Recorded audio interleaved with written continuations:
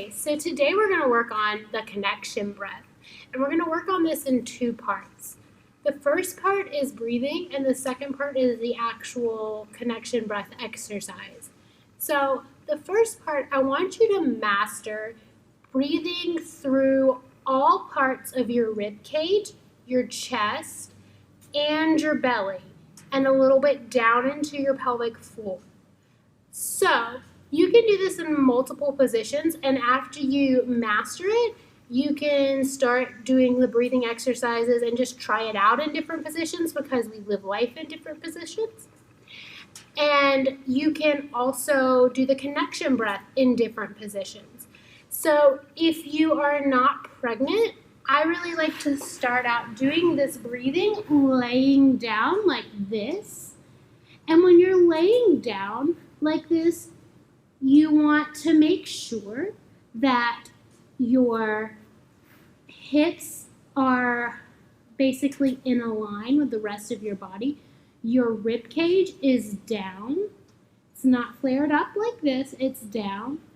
So you're wanting to make sure you're not tilting your hips and you have a natural arch in your back. You can check your hips by placing your hands like this on your belly.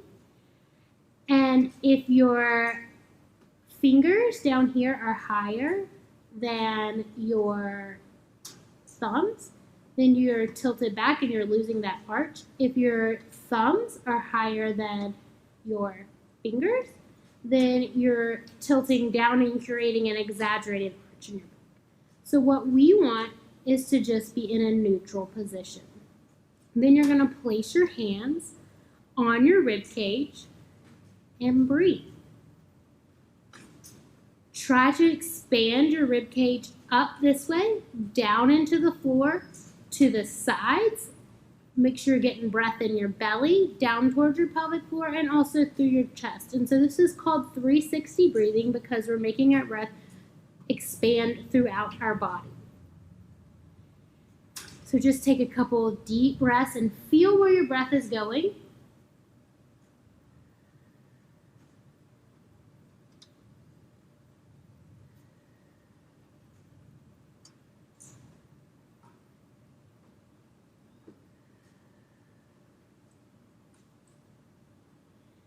And if you feel like it's not going a certain area, try to expand your rib cage. So maybe it's not going into your right side, so really concentrate on that right side and try to press your breath and expand your lungs and your rib cage out that way.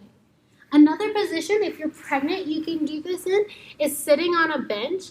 And what's really great about this position, if you're having trouble connecting with your pelvic floor, even if you're not pregnant, you can take a roll-up towel, a diaper, and put it right underneath your pelvic floor there while you're sitting on the bench.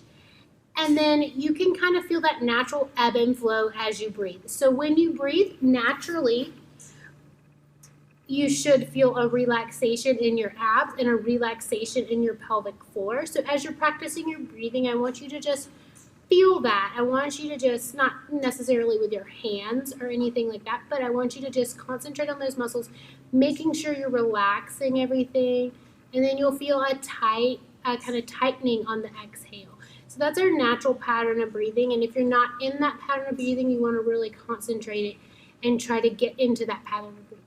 And once you've mastered the breathing aspect, we can move on to the actual connection breath. And again, you can do this seated. You can practice this on hands and knees like this.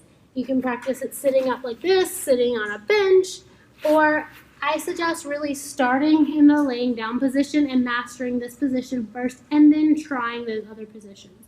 So we're going to do that deep breath, expanding everywhere, and then we're going to do an exaggerated contraction on the exhale. So it might be helpful as you are doing your pelvic floor contraction that you think about not just drawing both sides together and creating closure, but drawing up as well. And then when you're thinking about your abdominal contraction, you want to think about drawing your rib cage together or your hip bones together rather than just sucking your belly button in. So give that a try and let me know how it goes. This is a really great exercise for a pregnancy and postpartum to really connect with your core and your pelvic floor and keep those activated and keep those systems doing what they're supposed to be doing. It's also a really great exercise postpartum to kind of retrain those systems. Or if you've ever had any kind of diastasis or leaking and you're recovering from those, this can be a great exercise. And in general, it's just a great exercise for all of us to do to kind of reconnect with that system and activate it.